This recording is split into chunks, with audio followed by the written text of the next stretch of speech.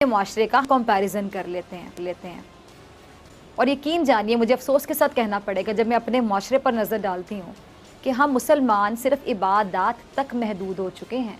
ये एक दूसरे को फतवे बांटेंगे कि इसने ये नहीं किया तो ये मुसलमान नहीं है, उसने ये नहीं किया तो वो मुसलमान नहीं है, लेकिन अपने गिरबानों में झांक के नहीं देखेंगे। सिर्फ इबादत तक हमने महदूद कर दिया अपने मज़हब को। क्या कभी हमने सोचा कि सदियों तक दुनिया पर हुकूमत करने वाले मुसलमान आज क्यों बेबसी का शिकार हैं, क्यों अपने हकूक़ के लिए दर दर की ठोकरें खा रहे हैं, क्यों दुनिया में कई इस्लामी ममालिक होने के बावजूद दुनिया में जिस पर सबसे ज़्यादा जुल्म होता है वो मुसलमान है। ज़्यादा आगे ना जाएं, इसके लिए आप अपना मुआशरा देख लें, इस पर गौर करें। ईद कुर्बान एक मजहबी त्यौहार है। ये वो त्यौहार है जो लोगों ने कर्ज लेकर भी मनाया होगा। ऐसा ही है, हर मुसलमान की कोशिश होगी कि वो कुर्बानी कर ले, भले उसको थोड़ा उधार ही क्यों ना लेना पड़ जाए। लेकिन इसी इस्लामी त्यौहार से पहले यही मुसलमान महंगाई का तूफान भी बर्पा कर देता है। यही मुसलमान महंगाई का तूफान बर्पा कर देता है। ज़रा देखिए,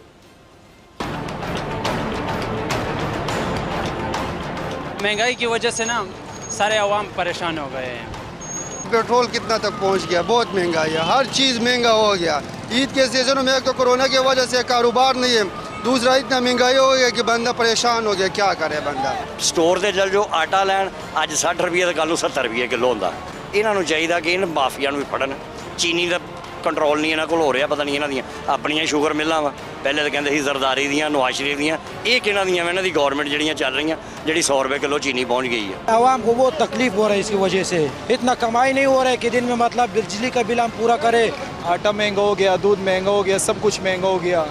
टमाटर देखो, आप जाके हरी मिर्च देखो, लहसुन देखो, अदरक देखो, ऐसे इन लोगों ने रेट बढ़ा दिए है जैसे ईद आते ही रेट आसमान से पहुंच जाते हैं।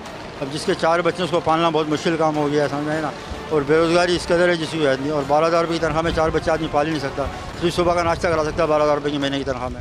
सिर्फ जुलाई की अगर मैं बात करूं तो जुलाई के महीने में, ज़रा सुनते जाइएगा नाजरीन, सिर्फ जुलाई में सब्जियां माहाना बुनियाद पर 23% महंगी हुई हैं। 3% सही सुना आपने। टमाटर की अगर मैं बात करूं तो 189% महंगा हो गया, 179% महंगा हो गया, सॉरी 179% महंगा हुआ। प्याज की बात करूं तो 16% महंगा हुआ, अंडे 10% और मुख्तलिफ मसाले 7%, गंदम 7%, आलू की बात करूं तो आलू 4%, गोश्त 3.9%, चीनी 3.8%। महंगी हो गई, सस्ता इसमें से कुछ नहीं हुआ, सब महंगा हुआ, आपको बता रही हूँ।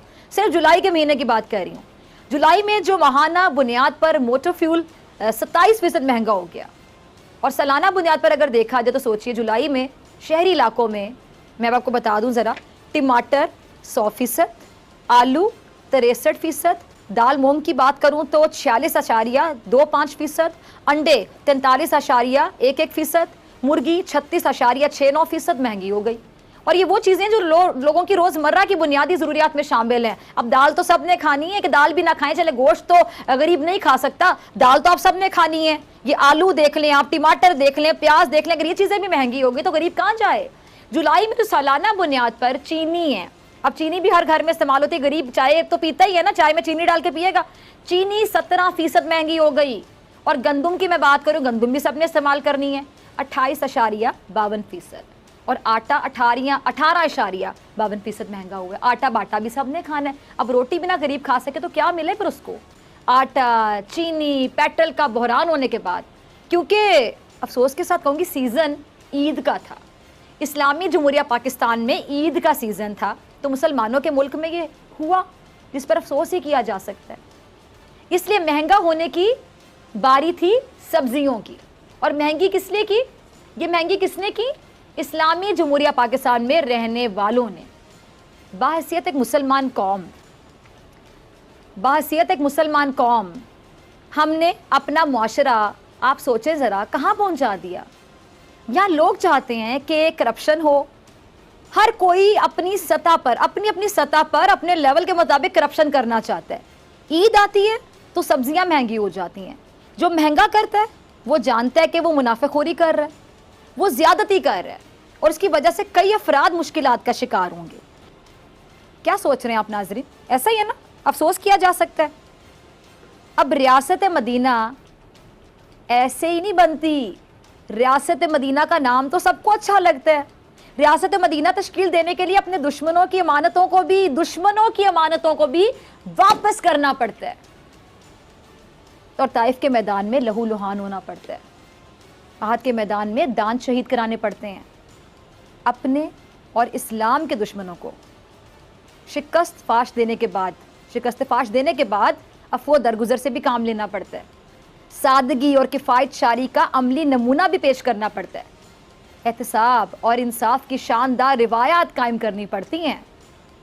अमानत, दयानत और सदाकत के सुनहरी उसूलों पर आपको अमल करना पड़ता है, तब जाके बनती है रियासत मदीना। और हमारे माशरे में रियासत मदीना बनाने में अब कुछ तो रुकावट होगी। अब जरा आप सोचें कि क्या रुकावट है। आज मैं आपको बताने से पहले आपसे पूछती हूँ, चलें आप सोचिए नाजरीन, जो सुन रहे हैं, मैं फिर आपको जवाब दूंगी। जरा 1 सेकंड की मैं खामोशी इख्तियार करती हूँ। हमारे माशरे में रियासत मदीना बनाने में रुकावट कौन है आपके मुताबिक? मैं आपकी आवाज़ सुन सकती हूँ। पूरा यकीन है मुझे कि आपने भी वही सोचा जो मैं आपको बताने जा रही हूँ। हम खुद हैं, सबसे बड़ी रुकावट हम खुद हैं। अपने माशरे को रियासत मदीना बनाने में रुकावट हम सब खुद हैं। हमारा ये रवैया कितना नुकसानदेह। इस्लामी जमहूरिया पाकिस्तान में रहने वाले बेईमानी, रिश्वत, मुनाफाखोरी, इस तरह की बीमारियों का शिकार है। और मेरे ख्याल से बीमारी का लफ्ज़ मैंने सही इस्तेमाल किया, बीमारियाँ ना, इखलाकी बीमारियाँ। क्या सिर्फ इबादत तक महदूद हो जाना अलामा साहब हमें मुसलमान बना देगा? और इखलाकी तौर पे हम नीचे से नीचे जाते चले जा रहे हैं। ज़रीन भी मुस्तफ़ीद हूँ आपकी बात सुनने के बाद। आपकी बात से मेरे ज़हन में एक पॉइंट था। अब देखिए, जैसा कि कोरोना आया, आपने देखा कि मास्क महंगा हो गया क्योंकि लोगों को चाहिए था, उन्होंने कहा महंगा कर दो, ठीक है। कभी चीनी, कभी आटा महंगा हो जाता है। पेट्रोल की कीमतें आलमी सतह पर कम हुई तो पाकिस्तान में पेट्रोल मिलना ही बंद हो गया, यानी पेट्रोल नायाब हो गया। कभी गलती से किसी चीज़ की कीमत कम हो जाए, वो मार्केट से गायब हो जाएगी, लेकिन महंगी होगी तो हर दुकान पर मिल रही होगी आपको।